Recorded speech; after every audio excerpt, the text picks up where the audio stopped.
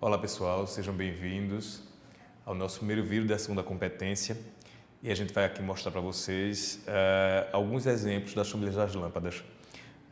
Mais uma vez a gente está com a presença de Edna aqui e eu queria começar falando o seguinte: eu estou na realidade aqui com uma lâmpada que imita o bulbo da lâmpada incandescente halógena, que foi a primeira, né, para ser produzida a nível doméstico.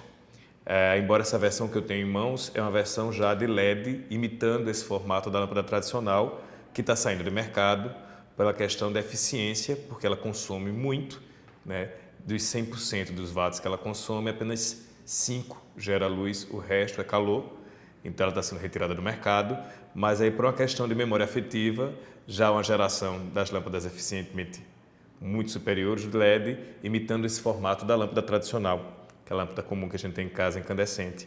E aí Edna vai mostrar para a gente alguns outros exemplos da primeira família das lâmpadas, que são as lâmpadas do tipo halógena.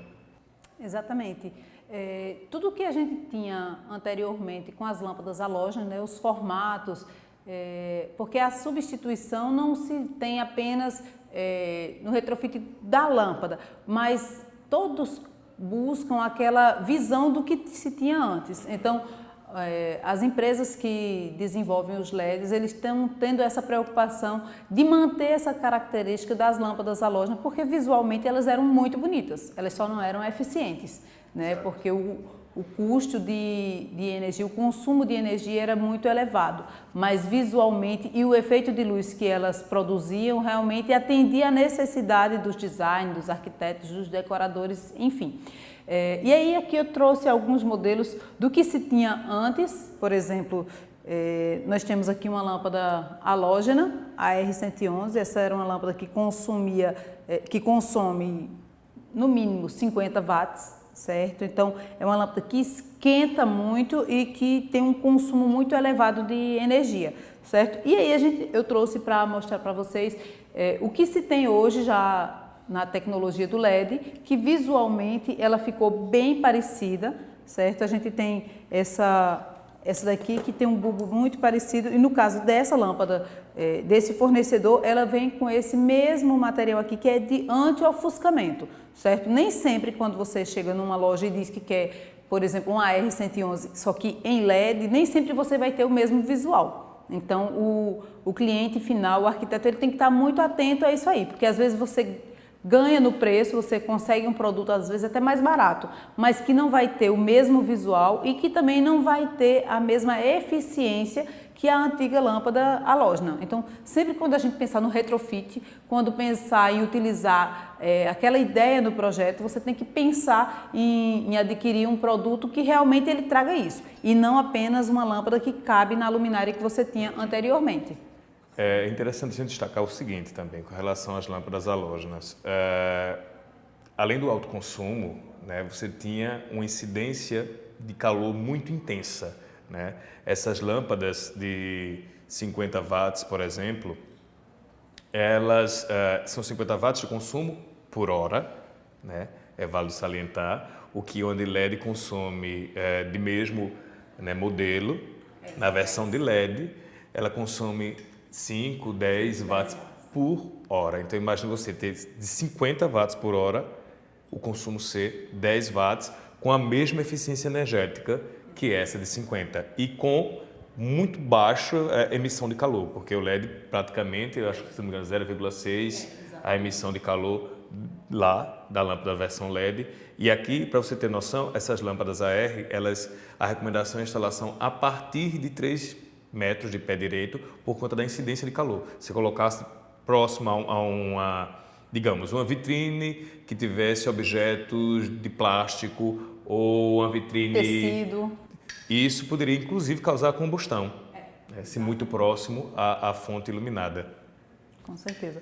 E aí, seguindo as lâmpadas que houve o retrofit assim, da lâmpada halógena para o LED, a gente tem o grupo das lâmpadas par, né, que são lâmpadas, quando você está na versão em halógena, você tem uma lâmpada que ela tem um índice de proteção IP65, então você podia estar trabalhando com ela em áreas externas, em área que pudesse levar sol, chuva, e aí você não tinha problema com isso, certo? Esse é o grupo das lâmpadas Alopar.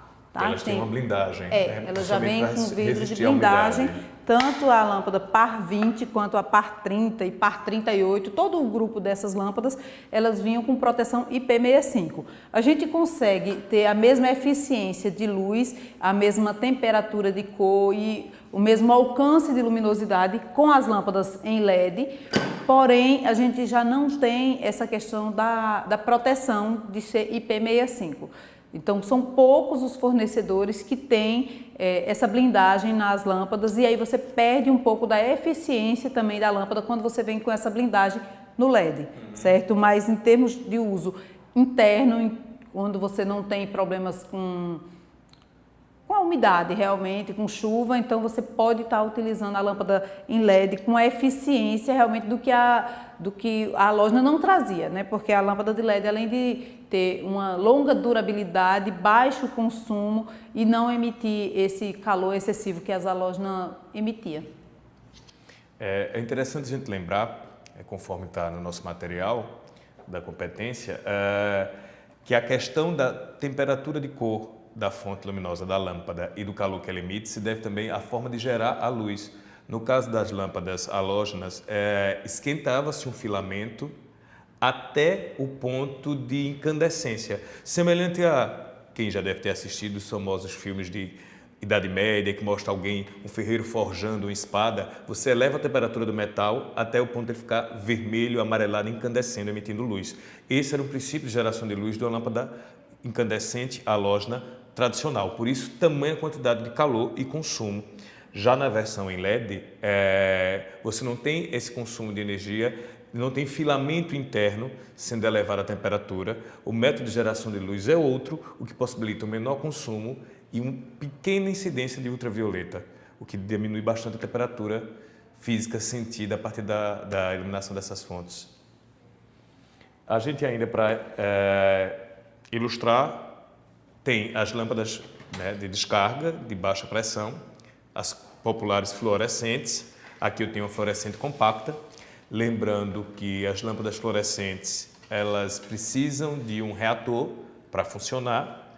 As tubulares normalmente têm esse reator em separado e no caso das fluorescentes compactas, esse reator encontra-se nessa partezinha bojuda na base da lâmpada, o reator está aqui dentro e mesmo a gente tendo esse formato visual diferenciado, o que a gente tem na realidade é um tubo, igual às lâmpadas tubulares de formato maior, convencionais, em que ele faz as voltas e a parte dele está internamente sendo ligada ao reator aqui. Por isso que a gente só vê essa parte externa como se fossem 3 U's fechados. A eficiência é maior do que as lâmpadas halógenas, tá? Mas ainda emite algum calor e com relação à durabilidade, é ainda inferior que o LED. O LED é extremamente superior a qualquer uma dessas outras fontes, que a gente até costuma dizer que é a iluminação do futuro, né? Exatamente. Já é algo bem presente e também será do futuro. Exatamente. Assim como as lâmpadas fluorescentes, elas precisam de um reator para poder funcionar, todas as lâmpadas de LED também precisam de um drive, né? Porque o LED ele trabalha em 12 volts, mas a maioria das lâmpadas elas já vem com o seu LED acoplado nela, por isso diferente das lâmpadas incandescentes, que às vezes você tinha todo um bulbo transparente, as lâmpadas de LED você sempre vai ver uma estrutura plástica onde ela comporta exatamente dentro o seu drive. Certo? Hoje a maioria das lâmpadas elas estão vindo ou nesse bocal, que seria o bocal E27, ou no soquete, nesse tipo de encaixe que é o GU10. Então você vê que toda essa estrutura aqui é o dissipador de calor do drive que está aqui dentro, certo? Porque na verdade o LED mesmo não aquece, mas o drive sim, ele emite o calor, então todas as lâmpadas elas precisam vir com um dissipador de calor para que o calor do drive para que o calor do drive saia de dentro da estrutura da lâmpada. E não seja jogada no ambiente, e como ela vai ser instalada dentro da luminária, ela vai para o teto. Vai para o teto, exatamente, para dentro do forro de gesso. Então, gente, fora esses exemplos que a gente tem aqui, conforme a gente falou nos cadernos, você tem a fita de LED, que possibilita variação de recortes em gesso diversos de sanca, porque ela é maleável e adesiva, então você pode fazer formas circulares sem nenhuma dificuldade.